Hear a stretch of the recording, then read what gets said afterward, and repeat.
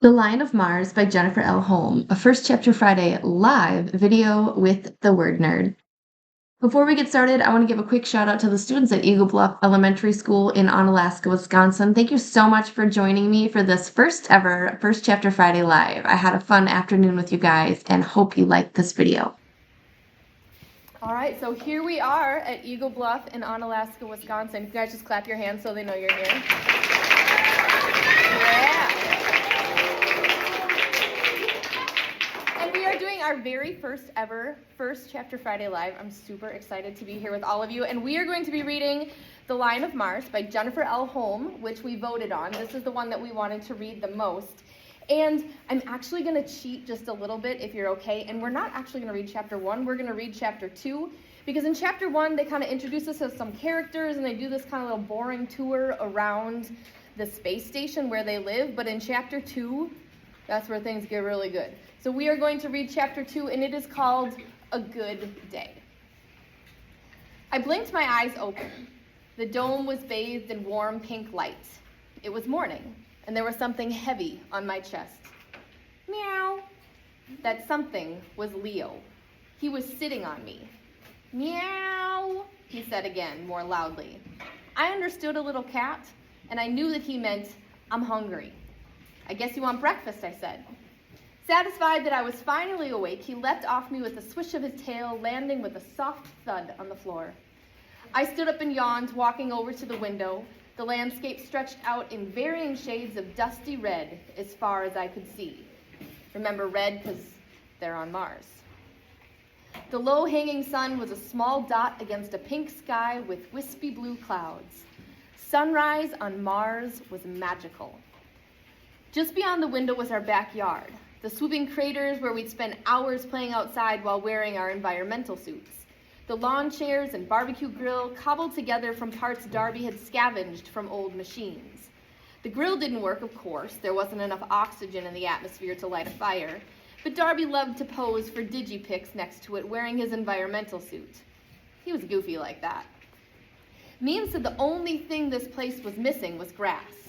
Phineas explained that it was a plant. You grew and cut, and then grew, and then cut. It didn't make much sense to me. Off to the side of our yard was the garage where we stored our 2 rovers, and next to that was the docking station where the robot-controlled supply ship from Earth came every 2 years. It would connect to the settlement. I was already looking forward to the chocolate it would bring. Can you guys imagine only getting to go to the grocery store every 2 years? Once every 2 years? That's how long they had to wait for their stuff to show up. How long they had to make it last. 2 years. Something caught my eye. A blinking light was moving slowly across the horizon. It was probably a rover from one of the other countries. It was always a little scary to think how close the other settlements were to us. I sometimes wondered what they looked like and if I'd ever seen them. We weren't allowed to go past the little cemetery on the edge of our territory. It was far too dangerous. There was a soft ringing in the distance. It was the meal chime. Salty Bill would be setting breakfast out now. After that, it would be morning chores, lessons, lunch, then afternoon chores, free time, supper, then evening chores, and finally bed. The next morning, we would wake up and start the same routine all over again. So I like to say a boring day on Mars was a good day on Mars. We better get moving, Leo, I said. Yums. It was a baby word I had used for food. Now I used it on Leo. He knew that word and turned toward me, but before I could take a step, it happened.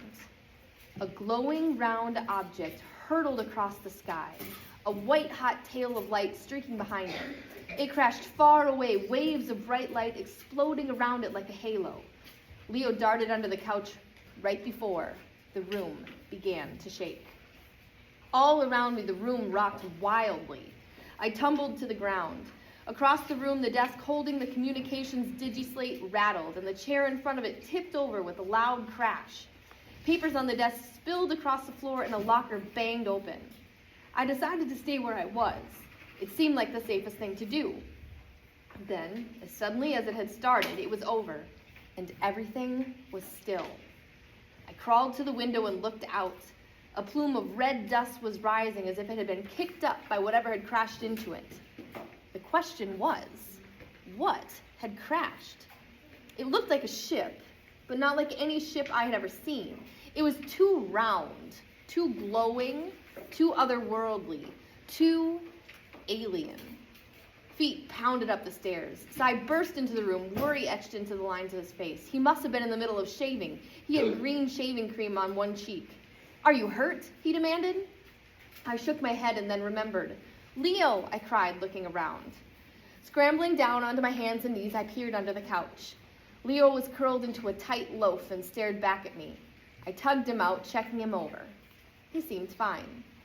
Then people were running into the room. Darby and Eliana, Trey and Flossie, Vera and Albie. Albie looked half awake, his ball cap backwards. "Sit rep," Cy barked. It was short for situation report. It was his way of asking what happened. "Something crashed," I said, pointing out the window. "I think it was an alien ship." Everyone looked at me as if I was an alien. Everyone except Trey. He and I had always been fascinated by aliens and monsters. We had watched every didgereel in our collection that featured them. "Alien?" Trey said, his eyes widening. I nodded. "Bells," I said, shaking his head. "There's no such thing as aliens." Technically, he was right. We had colonized the moon and begun to settle Mars. In all that time, we hadn't encountered any alien life, but I knew aliens existed. Why wouldn't there be something else besides us out here? It just made sense. There were hundreds of billions of galaxies. Surely one of them had intelligent life. Maybe even alien cats. Memes ran in carrying her portable med kit. She was wearing her bathrobe and her short gray hair was wet and plastered to her head. "What happened?" she asked urgently. "Something crashed," Flossie said. "He thinks it was an alien ship," Trey added. "It was definitely an alien ship," I said. Memes pushed her way forward with her med kit, her pale eyes filled with worry. "Did you hit your head, Belle?" she asked, her hands in my hair feeling for bumps. "No," I said, shaking her off. "I'm fine." "But this silly talk of aliens." "I saw a ship." "Describe exactly what you saw," she said, like I was describing symptoms. She was our doctor, after all. So I did. I described the circle of light, the bright white tail, the explosion, how everything shook, and Leo was terrified. "I see," she said, and looked up at Cy. Cy was rubbing his gray beard, which he did when he was trying to puzzle something out. There were still bits of shaving cream on his face, but he didn't seem to notice. "Sounds like a meteorite," Eliana said. She was wearing her usual cargo shorts and t-shirt. She liked to wear shorts because she was in and out of environmental suits all day and it got hot. "But it glowed," I said. "That's what meteors do when they enter the atmosphere," she explained. "I'm pretty sure one crashed when you said you'd marry me, Peanut Butter," Darby teased, winking at his wife. "Or maybe that was my heart exploding from happiness." She rolled her eyes at him. "Really? Jelly?" Peanut Butter and Jelly were their silly pet names for each other. They had fallen in love on the moon. Cy said he'd recruited them to Mars as a package deal. Eliana was super smart. She had helped design the lunar settlement. Darby called himself a jack of all trades. "Let me through," a voice called loudly. Phineas was pushing up to the front with his cane. He was old and moved slowly, but he always had a way of making himself heard. He walked to the window and stared out at the plume of dust. "Whatever it was, it landed near the French settlement," Phineas said, pointing his cane. "We need to contact them and see if they're all right." "Absolutely not," Cy said in a firm voice, crossing his arms. "Cy," Meme said, "maybe we should go take a look? It's not our territory, it's not our problem. You know the rules." There were a lot of rules. They said it was because Mars was dangerous. I knew them by heart. We all did. They were impossible to miss. The grown-ups had taped them in front of the toilet in our bathroom. Settlement rules. Do not go outside without a buddy. Use the alarm bell in an emergency. Keep a glow stick in your pocket. Rovers are off limits for children. Do not go beyond the flag. No contact with foreign countries, ever.